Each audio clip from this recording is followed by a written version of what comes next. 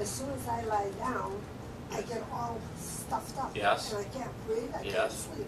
So I practice breathing real deep and exhale. In preparation for going to bed.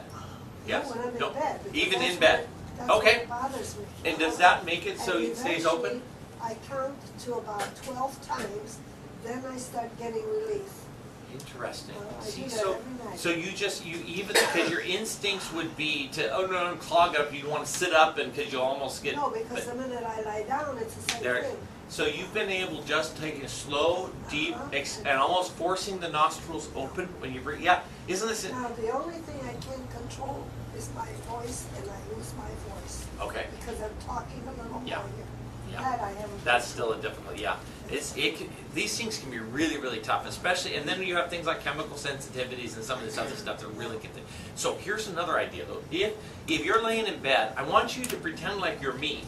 I pretend like you've got a chiropractor in your bed, right? That you can actually try some things because go to the back of your neck and feel at C2. Now, how do you find C2? Well, you know where the base of your skull is. If you go at the very center, the midline, when you go down, there's the first place where you go, it's like a dip, it's a hole, there's nothing there. That's where C1 is, but C1 doesn't have a bump that pokes out in the back. The first bone that pokes out to the back is C2. So then you found C2, there you go. Ah, there I am. So you can just hold your finger and press on that bump and start breathing. Is this the bump right here? Is that it right Nope, there? that's too high. Or this one's too low. It's if you take from the skull right here, that's the bump of C2. Okay. Oh. Now, so what you do is you hold that thing, you press on it, and start sniffing. And you see and then what you do, you can experiment. You can then say, well, wait a minute here. This side is tighter or more sore than that. Go to where kind of the side that's a little sore that feels like, hey, wait a minute, that feels. The right side's tighter, feels funny. Press on the side that feels weird, right? But I have like a deep hole. Yeah, everybody has a deep hole, but then when that first bone is, so it's still pretty high up in your neck. Does that stick up for everybody like Yes. that? Oh. Yes, it sticks up partly because C1 doesn't have anything there. But what that does is it gives you a way to find C2. And what you can start doing is think about, well, now wait a minute here. If the nerves to my sinus come from that area, if I somehow stimulate that area, trying to get that to work, so you can press and poke on there, and you might lay there, and especially if one side is clogged and the other is fine. You go, well, why is that? Almost always, there's a subluxation of C2. So you start saying, hey, wait a minute, so I'm going to hold pressure there for a minute. And then you go, they're both open. You feel the clogged one open up, just like you doing that breathing. You're taking control of the physiology of your body, right? Wow. You can use ice. You could do, and if you have a subluxation on the right, at C2 for instance, you could take an ice pack and you could roll up a towel, put that ice over it, and then you turn your head to the side of the subluxation, right? So if you want to put more pressure on this right side with that ice, turn your head to the right, and you put the roll under your neck, and it will put more pressure on that side, right? You see how what you're doing is you're taking these concepts of chiropractic. Instead of going to the medicine cabinet, which I hope doesn't have decongestants, but most people today, that's what they've got. They've got these things, or you're tempted to go down to one of the grocery stores or drug stores and buy some of these things that you can buy. I would rather you try these sorts of things, right? And it's absolutely amazing. Another thing then is steam.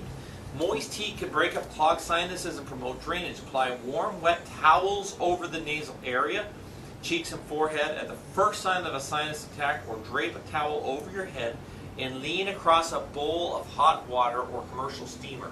So can you picture yourself? One of the things you can do is you can take a towel and over a bowl that you pour hot steaming water. You can even put a little drop of some sort of a vapor thing, but just the steaming water is great.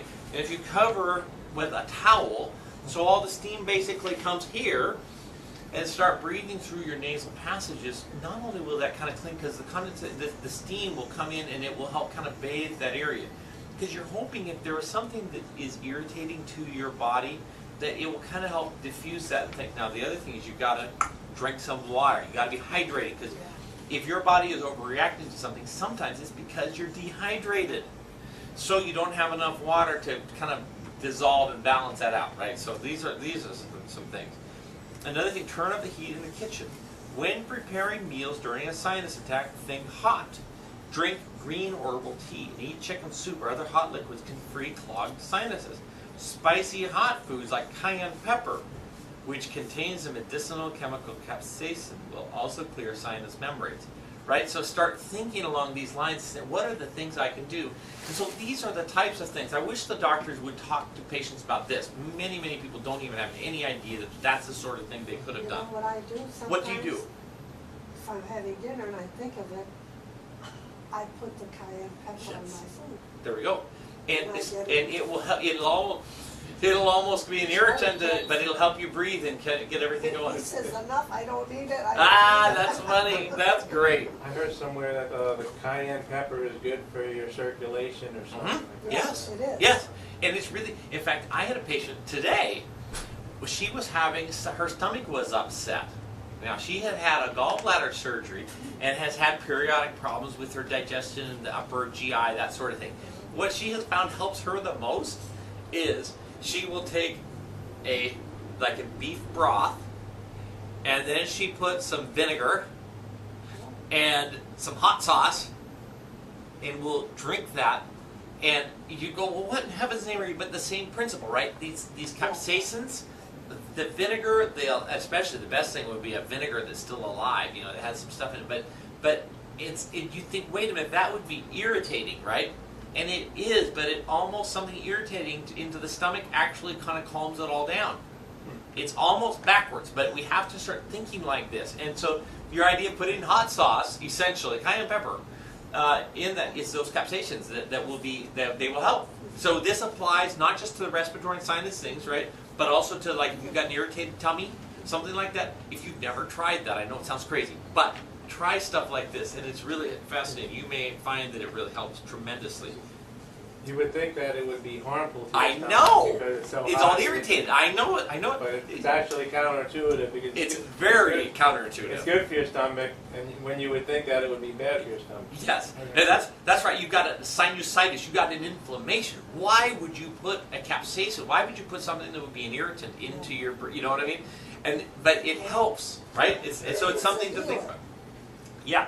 So kick the habit. Make sure you don't smoke. You know, these are some things. Cleaning the air. Although smog and environmental pollutants can exacerbate sinus problems. Although, you know, the interesting thing is they've done a lot of studies on things like allergies and asthmas and things of this nature, and we would think that the places where they would have less allergies and less asthmas would be in the cleaner places, but that's not necessarily what they're finding. So it's almost another thing where it's almost counterintuitive. I got mine here. Did you? Instead of Chicago. Actually, isn't that interesting? Yeah, because Chicago, you would think you're here in Yeah, this it's big highly city. polluted. Exactly, but it's actually But I here. didn't have the problem there. Yeah, my theory, I think what happens is that the immune system and the respiratory system, they benefit actually from having some things to keep them busy, you see. And if we get the area too clean, sometimes it's a problem. So I say this with a bit of a grain of salt, right? Well, But you have too many flowers here.